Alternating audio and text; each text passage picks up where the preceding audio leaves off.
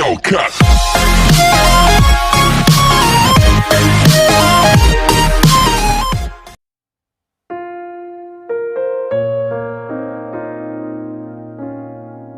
Sahabat Hasanul Bolkiah, dikutip dari sinarpos.com, Sigli, Bupati PD, Roni Ahmad atau akrab disapa Abu Syik memantau pelaksanaan vaksinasi COVID-19 terhadap tenaga kesehatan di beberapa lokasi dalam wilayah kabupaten tersebut, Rabu, tanggal 10 Februari tahun 2021.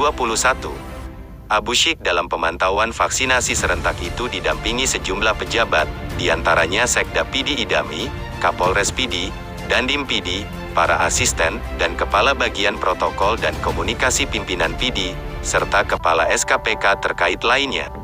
Lokasi yang dipantau yaitu Rumah Sakit Umum Tungku, Cik Ditiro Sigli, dan Rumah Sakit Tungku Abdullah Syafi'i Berenuan.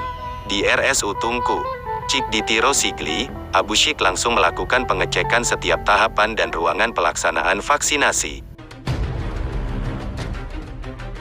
Sahabat Hasanul Bolkiah, meski Abu Syik antusias dan terlihat tegas dalam pemantauan proses vaksinasi, tapi parahnya, dia sendiri selaku orang nomor 1 di Kabupaten PD sampai saat ini belum disuntik vaksin COVID-19. Padahal di daerah lain pemimpin menjadi orang pertama yang mendapat suntikan vaksin karena menjadi contoh bagi masyarakat dalam upaya pemerintah menyukseskan program vaksinasi.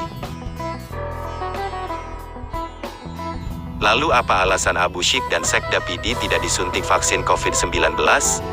Mengutip dari laman resmi Kabupaten PD, Abu Syik tidak disuntik vaksin COVID-19 karena disebut memiliki riwayat penyakit malaria. Menurut keterangan yang dilansir laman Pemkab PD, sebelumnya Abu Syik sudah melakukan screening kesehatan dalam rangka persiapan penyuntikan vaksin COVID-19 untuk dirinya. Tetapi hingga saat ini Abu Syik belum bisa divaksin karena tidak lolos screening kesehatan tersebut. Terang demikian halnya dengan Sekda PD, Idami, juga mengalami hal serupa, belum bisa divaksin karena tidak lolos screening kesehatan. Insya Allah saya akan segera divaksin setelah dokter membolehkan secara medis, kata Abu Syik.